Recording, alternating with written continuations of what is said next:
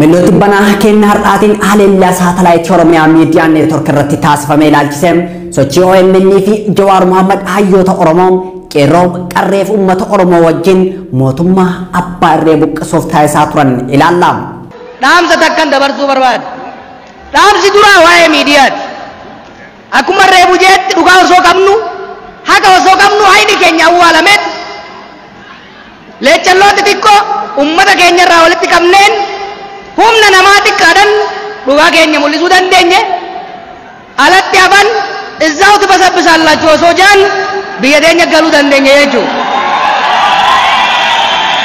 Har'allee barbaachisummaa miidiyaa gadii xiqqeessitanii ilaalina. Bara kana keessatti, bara teknooloojii kana keessatti, bara globalizeeshinii kana keessatti ciminni miidiyaa dhugaa qabaatan qofa osoo hin ta'in dhugaa ofiisan bifa teknooloojiitiin bifa tarsiima masakameen geessuun barbaachisaadha. Akkuma waggaa 5 dura qilleensa Oromiyaa irratti tartii fi sobni alagaa karaa itti wal dabraa ture san har'allee bilisummaa xiqqoo arganne injifannoo xiqqoo arganne nu harkaa buusuudhaaf waggoota torban darban dachii Oromiyaa irratti samii Oromiyaa jalatti OMN yoomoo dachii Itoophiyaa irratti samii Itoophiyaa jalatti ammoo Jawaar Muhammad ga'umsa siyaasaatiin guddoo faarfamem waggootaaf tamsaasni Oromiyaa miidiyaa neetworkiin soba miidiyaalee mootummaa yoo saaxilu xinxalli Jawaar Siraaj Muhammad siyaasa gita bittoota Itoophiyaa gabaa keessaa baaseem siyaasaan ummata Oromoo kan tarsiimoo karaa nagaatiin taaligameen Itoophiyaa to'atuun hamma mooraa diinaa keessaa Oromoota harkisee baasutti ga'eem odeeffannoo waayitaan OMN dabarsu miiliyoonotaan simatamuun propoogaandaa mootummaa Itoophiyaa tuffachiiseem kalees har'am borus OMN onqorsitootaaf yaaddoodhaan farraam dhukkubbii mataatii jedhameen hamma raagamuufitti kan gahe Oromiyaa miidiyaa neetworkiin miidiyaa gurra jabaan diinaa fi fira birattis horateedha. Namni gabaa siyaasaa Itoophiyaa fi gaanfa Afrikaa to'ate Jawaar Muhammad sirna baniinsa hundeeffama Oromiyaa miidiyaa neetworkii irratti bara 2014 akkas jechuun olaantummaa Habashaa awwaalleem qilleensa Oromiyaa bilisoomsina jechuun dubbateem. Waan takka har'a awwaallee jirraam olaantummaa qilleensa Oromiyaa irratti Habashaan qabdu awwaallee jirraam awwaala san keessaa dhidhiitatee akka lafee Miniilikitti baheen yoo isin irratti deebi'eem isintu of irratti dhiisee jedheem. Waan takka har'a awwaallee jirra jecha hin danda'amuu jedhu waan takka har'a awwaallee jirra Oromoon facaate ka jedhu waan takka har'a awwaallee jirra olaantummaa qilleensa Oromiyaa irratti Habashaan qabdu awwaallee jirra awwaala san keessaa dhidhiitatee akka lafee Miniilikitti bahee yoo isin irra mootii ta'e isintu firii dhiise.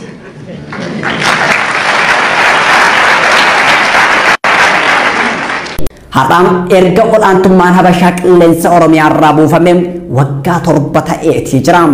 Erga olaantummaan Habashaa qilleensa Oromiyaa irratti hojjechuu dadhabeen erga qilleensi Oromiyaa bilisoomeen waggoonni darbaniitii jiruum. Bilisummaa qilleensa Oromiyaa boodaan bilisummaa lafa Oromiyaa irratti dhufeen gareen buteem ammas olaantummaa Habashaa qilleensa Oromiyaa irratti deebisuuf haleellaa Oromiyaa miidiyaa neetwork irratti raawwataati jira.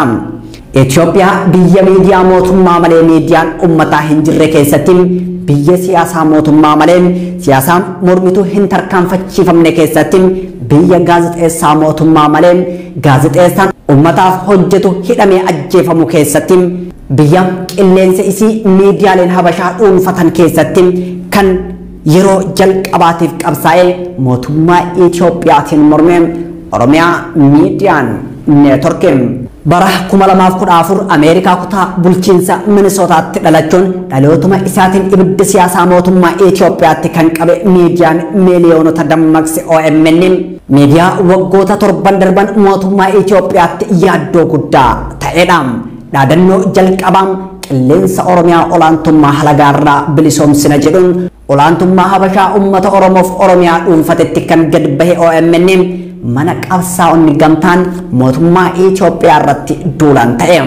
Miidiyaan ijaa fi gurra ummataa ta'uun hayyootaan ijaarame tumsa oromootaatiin dagaagee mootummaa Itoophiyaa kan taankii fi baankiin of ijaaree tooftaa cunqursaa isaa yoo saaxiluun namni siyaasaa Itoophiyaa keessatti maqaa guddaa qabuun Jawaar Siraaj Mohammad tarsiimoo yookaan tooftaan qabsoo karaa nagaam foddaa Oromiyaa miidiyaa neetworkiin diriirsuun nama bara 2018 jijjiiramni siyaasaa Itoophiyaa keessatti akka dhufu taasiseedha.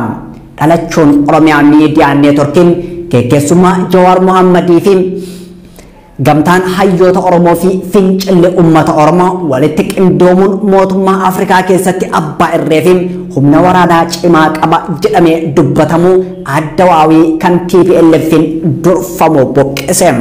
Jawaar Itoophiyaa keessatti gaafii ummata Oromoo tarkaanfachiisuu fi deebii akka argatu taasisuuf bara 2013 sochii Oromummaa kootu dursa yookaan I am Oromo First yoo jalqabu haleellaan hamaan mooraa habashootaa irraa isa qunnamee ture. Washington DC irraa mandhee isaa buqqifachuun Oromiyaa xinnoo yookaan Minnesota mandheeffachuun qabsoo Oromoo wal teessus itti fufe. Yeroo habashaan natti kaate waan bira waan ta'eef osoo hin ta'in ani ilma keessan ilma Oromooti waan jee qofaaf yeroo natti duulan dheesseetiin isin dhufe warra Minnesota. Yeroon dhufe akkuma irraa kanatti buqqaatanii bahuudhaan nu bira dhaabbattan. Gaafsa wanni waadaa galle jira. Jibba tuffii diinni Oromoo irraa qabu kana duulan irratti godhame kana cabsuu qaba osoo hin ta'in duula Oromoo irratti godhamu hunda cabsuu qabna. Kana cabsuudhaaf immoo duulli guddaan kan duratti godhamaa jiru gama miidiyaatiin waan ta'eef miidiyaa olaantummaa habashaan qabdu kana cabsuu danda'u tokko gadi dhaabnaa jeen waadaa isin seene. Waadaa seennee ji'a 6 keessatti waadaa san gargaarsa biitii fi gargaarsa keessaniin waadaa san wani rabbillee galateeffadhu waadaa san osoo nyaatiin ji'a 6tti OMN gadi dhaabnee qilleensa irraan isinii baafne. Jawaar Washingtonitti dargaggoota Oromoo ijaaruu hammam sochii Oromummaa kootu dursaatti OMN ijaaruu hamma qeerroo wal teessuutti mootummaa Itoophiyaa qormaatu hamma injifannoo argachuutti Oromiyaa galuu hamma mana hidhaa seenutti nama siyaasaa Itoophiyaa keessatti kiila lixee gurri fagaateedha. OMN odeeffannoo wayitaawaa tamsaasaan hamma mooraa gabroonfattoota onkuteessutti dargaggoota bilisummaa firiirsuu hamma injifannoo gonfachiisutti saatalaayitii irraa buufamu hamma shororkeessummaan himatamutti biyya ari'amuu hamma farra jijjiiramaa jedhamuun cunqursitoota Itoophiyaatiin miidiyaa himatamuuf gaheedha. Garuu cunqurfamtoota biratti miidiyaa walabaa miidiyaa uummataa daandii jijjiiramaa qabsaa mirga cunqurfamtoota faajii qabsoo Oromoo farra cunqursitoota jedhamuun faarfama. Oromiyaa miidiyaa neetworkis ta'een qabsoo uummanni Oromoo taasise saboota Itoophiyaa keessatti cunqurfame akka bahee falmatu taasiseetee jira. Dhiibbaa saboota Itoophiyaa irra gahaa ture kan dirree baase Oromiyaa miidiyaa neetworkii fi uummata Oromootiin ragaan ammoo viidiyoo sabaaf sablammoota keessaa namni armaan gadii kun dubbateedha. OMN ለዋሉልን ውለታ ከፍተኛ ምስጋና አለን። በቅማንት ህዝብ ስም ለሞታችን መገደላችን ተደብቆ የነበረውን አደባባይ ላይ ያወጣው የኦሮሞ ህዝብ ነው። የኦሮሞ ከጥንትም ዛሬም ወዳጅነቱን ፍቅሩን ስላሳየን በኢትዮጵያነታችሁ ለከፈላችሁት ዋጋ ከእያንዳንዳችሁ ኪስ ወጥቶ እኛ አደባባይ ላይ መሞታችን ስለተናገራችሁልን በጣም እናመሰግናለን። በገጀራ በዱላ ተቀጥቅጠን ከመገደል ነፃ እንድንሆን ስላደረጋችሁ እናመሰግናችኋለን። መገደላችን እንዳይሰማ መሞታችን ብቻ አይደለም መሞታችንም እንዳይሰማ ካፈኑን ኃይሎች ስላወጣችሁን በጣም እናመሰግናለን። ለኦሮሞ ህዝብ ከፍተኛ ክብሬታ አለን። ሾሪ ጀዋሪ ፊ OMN ጅጅረመ ሲያሳ ኢትዮጵያ keessatti fiduuf taphatan malfaadhaan gareen Itoophiyaa bulchuun Oromiyaa miidiyaa neetworkii maaliif sodaatam kaayyoon OMN maaliin haleellaan saatalaayitii maaliif irra deddeebiin irratti raawwatamam gaafiilee jedhan ibsamuu qabu. Gahee OMN fi gaazexeessitoota isaa Jawaar Siraaj Mohammadii fi hayyoonni Oromoo qeerroo fi uummanni Oromoo qabsoo saboota cunqurfamoo Itoophiyaa tarkaanfachiisuuf taasisan haa ilaallu. Jawaar Mohammad qabsoo Oromoo keessatti dhalatee qabsoo Oromoo keessatti yoo guddatu sochii dargaggoota ijaaruu irraa hamma warraaqsa musliimoota Itoophiyaatti dursaan ani Oromoodha hammam OMN ijaaruu fi qabsoo hoogganuuttiin nama shora ol'aanaa taphateedha. Warraaqsa musliimoota Itoophiyaattiin ka'e hordofuun haasaa yaa'ii musliimoota Itoophiyaa biyya alaa irrattiin bara 2014 taasisaniin isin Oromoonni mirga keessan yoo kabachiiftan eenyummaa keessan yoo kabachiiftan aangoo siyaasaa harka keessanitti yoo galfattanii fi siyaasa dinagdeef nageenya naannoo sanaa to'achuu yoo dandeessan obboleeyyan keessan Tigraay fi Gondar jiru ni kabajamu. Yoo isin dadhabdoota taatan yoo isin wal qoqqoodan lafa keessan akka barbaadanitti gurgurataa kan jiraatan yoo ta'e Oromoo qofa osoo hin taane obboleeyyan keessan Muslimaa Soomaaliyaa Jibuutii fi bakkeewwan biroo keessa jiran ni tuffatamu. Kanam kan jedhuuf ummata amantiin qooduuf osoo hin taane siyaasaan Itoophiyaa waan sabaan qoodamee fi akka Oromootti yoo jabaattanii siyaasa dinagdee dhuunfattan akka sirna gadaaf raabaa doorii ta'uu dandeessu jechuun sochii musliimoonni Itoophiyaa taasisaa turan irratti dubbate. እናንተ ኦሮሞዎች የራሳችሁን መብት ስታስከብሩ የራሳችሁን ማንነት ስታስከብሩ የፖለቲካ ስልጣንን በእጃችሁ ስታስገቡና የአካባቢውን ደህንነት ኢኮኖሚያዊና ፖለቲካዊ ሂደት ኢንፍሉዌንስ ማድረግ ስትጀምሩ ጎንደር ያለው የሃይማኖት ወንድማችሁ ይከበራል፣ ትግራይ ያለው የሃይማኖት ወንድማችሁ ይከበራል። እናንተ ኦሮሚያ ውስጥ ደካማ ሆናችሁ ልፍስፍን ሆናችሁ ተከፋፍላችሁ ተዳክማችሁ እናንተ መሬት ህንድ እየቸበቸበው የሚኖር ከሆነ እናንተ ብቻ አይደለም የምትናቁት ከእናንተ ጋር የሃይማኖት የሚጋራው ሶማሊያ ያለው ሰው ጅቡቲ ያለው ሁሉም ይናቃል። ሃይማኖታችሁን ማስከበር የምትችሉት ይሄንን ህዝብን ለመከፋፈል አይደለም። የአካባቢው ፖለቲካ በብሔር የተከፋፈለ ነው። እንደ ብሔር ጠንካራ ሆናችሁ የራሳችሁን ጥቅም አስከብራችሁ የወንድሞቻችሁን ጥቅም ለማስከበር ስትንቀሳቀሱ ብቻ ነው። ከተዳከማችሁ እንደ ኦሮሞ ከተዳከማችሁ ለሌላውም ጠንቅ ነው የምትሆኑት፣ ላያቢሊቲ ነው የምትሆኑት። እንደ ኦሮሞ ከተጠናከራችሁና የአካባቢውን ፖለቲካ ኢንፍሉዌንስ ማድረግ ከቻላችሁ ለሌላውም ኩራት ተገን እንደ ገዳው ዘመን እንደ ራባዶሪው ዘመን ድጋፍ ተገን ልትሆኑ ትችላላችሁ። ኢትዮጵያ keessatti gaafin musliimoota bara 1980 jaarraa jalqabeen kan gaafatamaa ture yoo ta'u hamma har'aatti deebii hin arganne.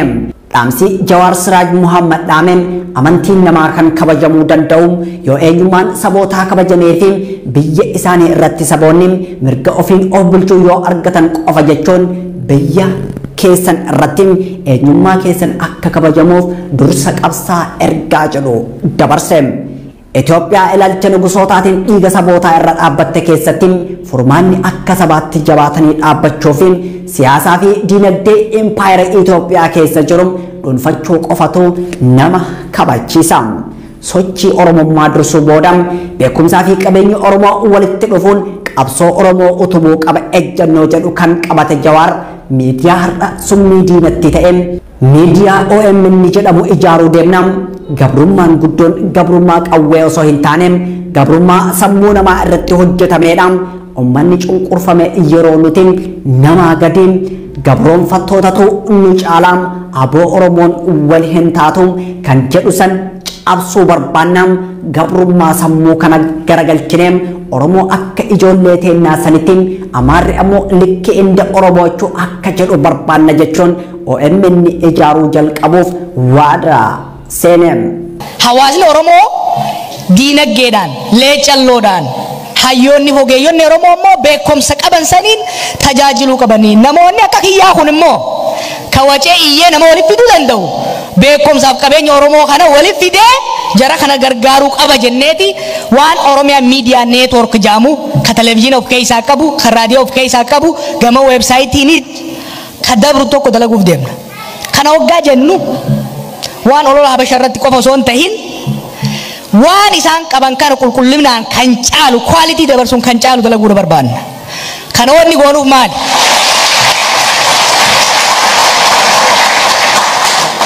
Wanni cunqursaan biyya adda addaatitti kolonializimii keessa ka qawweetii miti guddaan waan mataa namarra godhanii guddaa. Kunis yeroo hunda uummanni cunqurfame nuti namaa gadi. Jarri sun nurra wayya aboo Oromoo waliin taatu aboo Oromoon kanan gootu woo Amaarri bar nurra waa hedduu qaba haja'u sun cabsuudha barbaanna jechuudha. Kana garagalchinee Oromoon akka ijoollee teenyaa sanitti አማሪ ሞ ልክ እንደ ኦሮሞዎቹ አከጀን በርባነ የቹ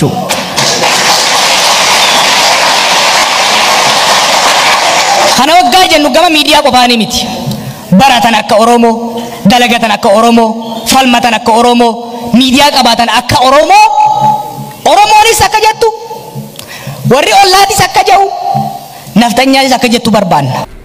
Jawaar Siraaj Muhammad Itoophiyaa keessatti Oromoon akkuma guddaa ta'e waan hundaan guddatee argamuu qabam yoo qabsaa'es yoo barates yoo hojjetes hundaa ol ta'ee mul'achuu qabam sabni guddaan bakka isaan malu argachuu qaba jechuun ejjennoo isaa qofa osoo hin taane ejjennoo dhaloota qubeeti. Olaantummaan Habashaa Oromiyaa irratti qabdu cabsuuf ammoo miidiyaan akka barbaachisu ibsaa ture. Waadaan Oromiyaa miidiyaa neetworkii ijaaruun biyya UK'tti seename Ameerikaa kutaa bulchiinsa Minisootaatti bitootessa tokko bara 2014 dhalche.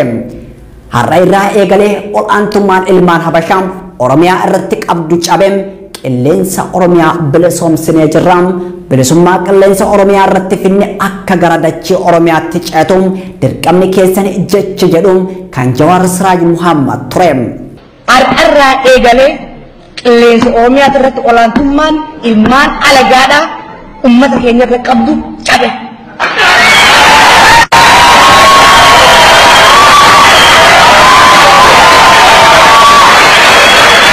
Qilleensa Oromiyaadhaa bilisoomsine. Bilisummaan tuttee gara bilisummaa dachii Oromiyaatitti akka ceetu dirqamni keessan jechuudha. Dhalachuun Oromiyaa miidiyaa neetworkiin dukkana gabrummaa qilleensa Oromiyaa dhuunfata cabsee Oromoo dammaqsee dadammaqiinsi sammuu uummataa lafa Oromiyaa bilisoomsuu fi olaantummaa Habashaan karaa diinagdee siyaasaa fi waraanaatiin qabdu cabsutti ce'e. OMN gola diinaa hunda lixuun iccitii yoo saaxiluun Jawaar Muhammadiif ayyoonni Oromoo xiinxallaaf hubannaa bal'aa uummataa kennuun siyaasaa Itoophiyaa sirna Itoophiyaa bitaa jiruun boqonnaa dhoowwe. Qilleensa Oromiyaa bilisoome irratti dhaloonni dabtara darbuun mormiif karatti bahe gaafiin uummata Oromoo deebii haa argatu mirgi abbaa biyyummaa haa kabajamu Finfinneen kan Oromooti dhaadannoo jedhuun adda dimokiraasaa warraaqsa uummatoota Itoophiyaa qormaateen. Jechi Jawaar Muhammad miidiyaa warra Kwaatar Al Jazeeraa irratti ani dursa Oromoodhaan ayam Oromoo farasti jedhu dukkana gabrummaa bariisisee olaantummaa Habashootaa onkuteessee tooftaan qilleensa Oromiyaa bilisoomsuu ammoo dhaloota dammaqsee dadammaqiinsa sammuu dhalootaa keessatti uumame sirna Itoophiyaa bulchuun danqee qabee.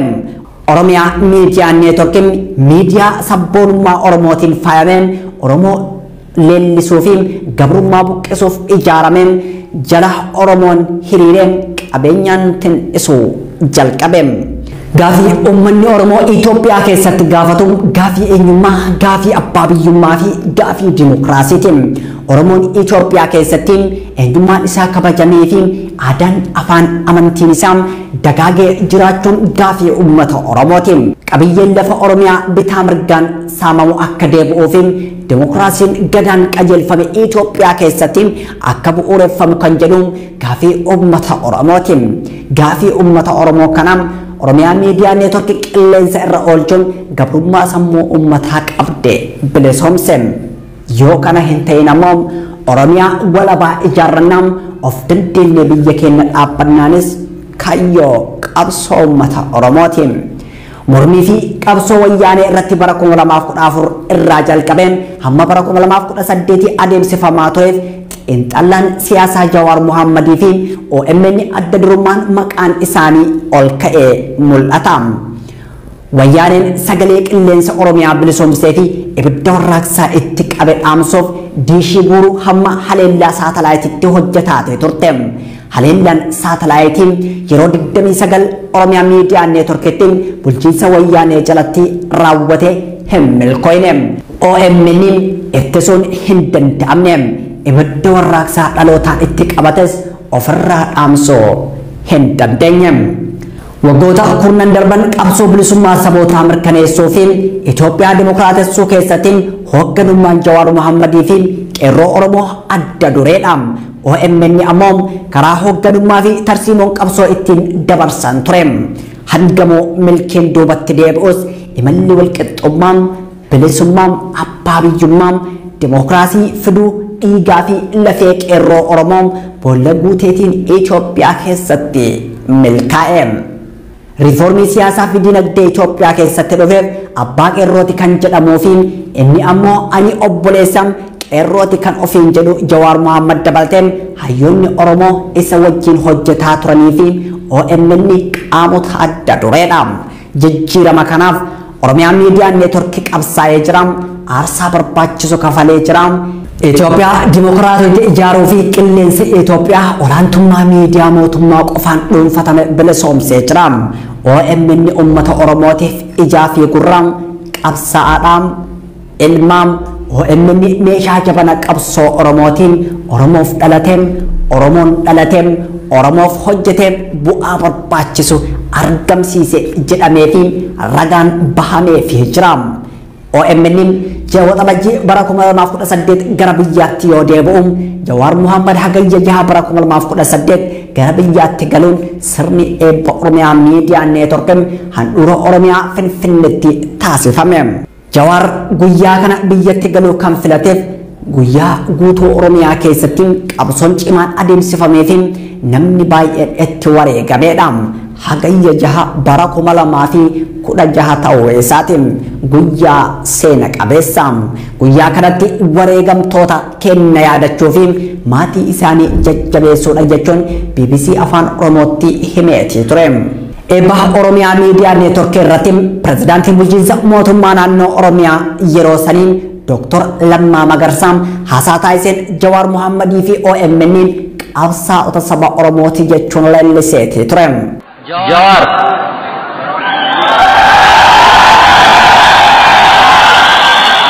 Jawaar daayireektara OMN qofa osoo hin ta'in ilma Oromoo qabsaa'aa Oromoo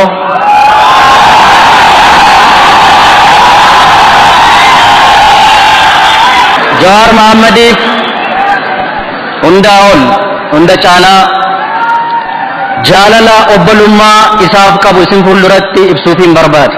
OMN qabsaa'aa saba Oromooti, miidiyaa qofa miti. Kanaaf qabsoo saba Oromoo keessatti hirmaatee gumaacha guddaa taasisaa ture waan ta'eef kanarraan geenyu kana keessatti gumaacha inni taasiseef carraa kanaan galateeffachuun barbaada. OMN miidiyaa qofa osoo hin taane qabsaa'aadhaan akka ilma Oromootti ilaalamaa. OMN Itoophiyaa keessatti uummata Oromoo qofaaf osoo hin taane sabaa fi sablammoota Itoophiyaa keessa jiraniif qilleensa kennuun mana federaalizimii dhugaan keessaa burqu ta'eetii jira. Sidaamaa hamma Walaayittaatti, Qimaantii hamma Somaaliyaatti qilleensa OMN fayyadamuun cunqursaa saba isaanii irra gahuun ibsataa turaniitii jiru. OMNs ta'ee Jawaar Mohaammed yeroo gara biyyaatti deebi'an akeeka ce'umsaa milkeessutti yoo deebi'an dhiigaa fi lafee dargaggoota Oromoo irra ejjetee gareen aangoo mootummaa Itoophiyaa qabateen jijjiiramicha butuun Jawaar Mohaammed OMN fi qeerroos tarree farra jijjiiramaa kaa'uun farra jettee ka'e. Doorsisaa fi akeekkachiisa garaagaraa karaa abbaa taayitaa biroodkaastingii Itoophiyaatiin OMN dhaqqabaa turuun gochoota waggaa lamaan duram OMN mudataa turedha. Jawaar waa'ee doorsisa kanaa yoo dubbatu dhugaa Oromoo karaa dhugaa qofaan itti hin dabalinaa, irraa hin hir'isinaa, samiin gadi siixee dachiin ol siixus dhugaa Oromoo irraa hin jallatinaa, rakkoon mootummaa Itoophiyaa OMN irra osoo hin taane dhugaa Oromoo irraayyee hamma dhugaa Oromoo awwaalanitti isin itti fufaa, cufan haa cufan malee dhugaa Oromoo irraa hin dabinaa jechuun gaazexeessitootaa fi hojjettoota Oromiyaa Miidiyaa Neetworkii hundaaf dhaame. Ani wanni ani maaneejmentii OMN'if gorsu dhugaa Oromoo karaa dhugaa qofaan. Dhugaa Oromoo waan takka irraa hin hir'isina, kijiba ittiin dabalina, soba ittiin dabalina, samiin gasiixee dachiin ol siixus dhugaa Oromootirraa hin jallatina. Maaliif gaafa dhugaa Oromootirraa jallattan lama dhabdan? Hin dhiiftu jarri. Rakkoon isinirraa miti uummata dhugaa Oromootirraa. Dhugaa Oromoo haga awwaalanii, dhugaa Anooleef Calanqoo hanga awwaalanii, yakka Wallaggaa Gujiitti hojjetan kana hanga awwaalanii, gootummaan Minilik hanga samii baasanitti, impaayera dullattii sana haga ol deebisanitti isaan hin rafan. Sodaattanis, laamshoftanis, duuba deebitanis teessan saniin sanumaa jechuudha. Kana beekadhaati murannoo deema. Tooftaa qabsoo Oromoo laamshooti ittiin jabeessan keessaa Oromiyaa Miidiyaa Neetworkiin tooftaa jalqabaatiin OMN hundeeffamuun humna qabsoo Oromoo yoo jabeessuun humna diinaa ammoo laaffise. Waloo lataa qana'iin ebba OMN magaalaa Finfinnee irratti akkas jechuun humna miidiyaa ibse.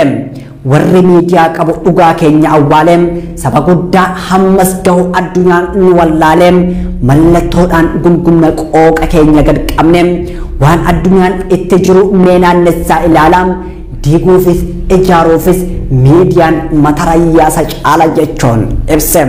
Warri miidiyaa qabu dhugaa keenya awwaalee saba guddaa ammas gahu addunyaan nu wallaale mallattoodhaan gungumna qooqa keenya gad qabnee waanuma farkaa qabnu dubbatachuu dadhabne waan addunyaan itti jiru meenaannessaa ilaala ijaaruufis jigsuufis ga'ee miidiyaan qabu matarayyasii caala.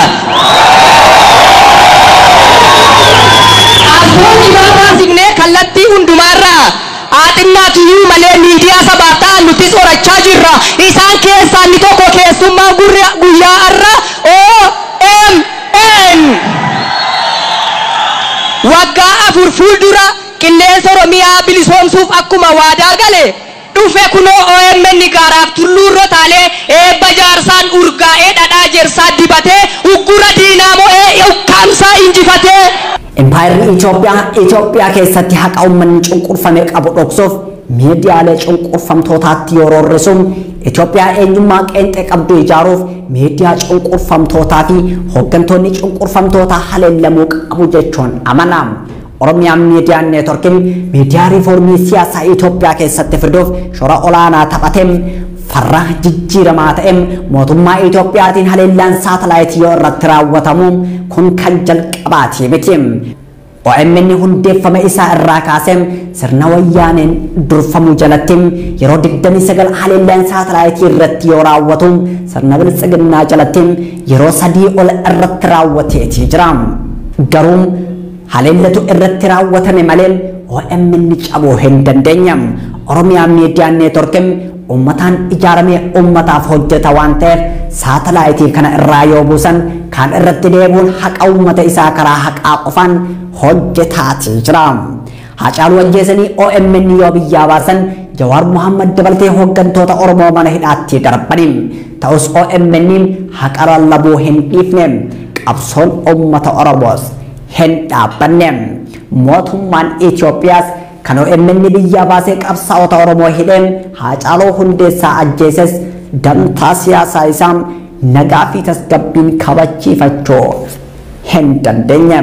OMN dantaa biyyaalessa Oromiyaa kabachiisuuf dhaabbate. Fedhii fi dantaa uummata Oromoo kabachiisuuf sagaleen Oromoo hafuura ittiin baafatu ta'uuf dhaabbate. Itoophiyaa Abiyyi Ahmad ijaaruuf deemuun OMN fi fakkaattota isaa Jawaarii fi kanneen birootiif bakka hin qabdu. OMN mana federaalistootaa ta'een tajaajilaati ture. Jawaar ammoo Itoophiyaa dimokiraatessuuf federaalizimii dhugaa uumuuf hojjetaati ture. Oromiyaan Miidiyaa Neetworkiin miidiyaa qofa osoo hin taane akka paartii siyaasaatti tarsiimuuf kayyoodhaan qabsaa'ee yeroo gabaabduu keessatti dhaloota ibidda oomishee diina harcaasee Oromoo boonse. OMN miidiyaa qabsootiin abbaa injifannootiin OMN karaa tooftaa qabsoo ittiin labsamuudhaan gola hayyuuf gootaatiin dirree qabsaa'otaati kan jedhu jechoota namoota OMN dinqisiifataniiti. Erga riiformiin siyaasaa fi dinagdee Itoophiyaa humnoota Itoophiyaa tokkummeessuu barbaadaniin butamee booda OMN akka diinaa fi farra jijjiiramaatti farrajame. Qaamota farreen jijjiiramaa jedhamanii tarreeffaman keessaa Oromiyaa Miidiyaa Neetworkii tarree duraa irratti argama. Maaliif kan jedhuun gaafiidha. Itoophiyaan mootummaan Abiyyi Ahmad ijaaruuf deemuun Itoophiyaa eenyummaa qeenxee qabdu, Itoophiyaa eenyummaan sabootaa keessatti hin kabajamne, Itoophiyaa summii sabootaa taateedha jedhamee dubbatama. Oromiyaa Miidiyaa Neetworkii ammoo akeekaa fi kaayyoo Itoophiyaa eenyummaa qeenxee qabdu mormee eenyummaa sabootaatiif dhaabbattuudha. Bakka miidiyaaleen eenyummaa sabootaa dhaadheessan jiranii fi hooggantoonni eenyummaa sabootaa jiranitiin Itoophiyaa akkasii ijaaruun qormaata cimaadha. Kanaaf falli jiru OMN biyya abbaa isaa irraa akka baafamuu fi gaazexeessitoonni isaa kun hidhaan kun ammoo biyya baafamuun akka bittinnaa'an taasifame. Ta'us OMN dandamate hojii isaa osoo hin dhaabin itti fufee har'a gaheetii jira. Waggaa tokkoof erga biyya baafame yeroo 3 ol haleellaan saatalaayitii kan irratti raawwatame yoo ta'u labsamuu waxabajjii 29 guyyaa Haacaaluu Hundeessaa hordofuun OMN irratti haleellaan cimaan raawwatameetii jira. Kunis bulchiinsi Oromiyaa Miidiyaa Neetworkiin waxabajjii 29 guyyaa Haacaaluu jechuun moggaasuu hordofeeti. Gareen Haacaaluu Hundeessaa ajjeesee haqa isaa dhoksee miidiyaalee haqa isaa lallaban hundaan qilleensa irraa dhabamsiisuuf hojjetaatii jira. Miidiyaan humna qabaam humna cimaa qabsoo ittiin sochaasanidha. Sabni gabroomeen humna miidiyaa cimaa qabaachuu qabaam. Kanaaf ragaan qabsoo OMN taasiseedha. Jechoonni jedhanis jechoota xiinxaltootaati. Fakkeenya kanaaf Hasan Jawaar Muhammad hundeeffama OMN waggaa 3ffaa irratti taasise ragaadha. Diinni OMN guddaan wayyaanee fi sahibban wayyaanee qofaam. Gaafa OMN doorsisa wayyaanee sodaate haqa Oromoo dabsee gabaasaa biyyatti nagalchaam OMN irratti duulli godhamaa hin jirre hin jiru. Keessaan nurratti duulamaa alaan nurratti duulamaa jira jechuun dubbate. Miidiyaa qabaachuun olaantummaa miidiyaa diinaa cabsuun bu'aa inni qabu ni hima. Torban lama dura shira guddaatu Oromiyaa irratti hojjetamuuf ka'e. Dantaa addaa Oromiyaan Finfinnee irraa qabdu ni deebifna jedhanii ka haqa Oromoo fi mirga abbaa biyyummaa Oromoo fi Oromiyaan qabdu duuchuu danda'u wixinee tokko lafa kaa'an. Wixinee san fuunee iccitii san guyyaa 3 qofa OMN irratti irraa mari'anne yoo isaan wallaahi billaahi nun goone jedhanii kakachuu eegalan jechuudha. Komiin adda addaa ka'uu danda'a ulaabeet. Komiin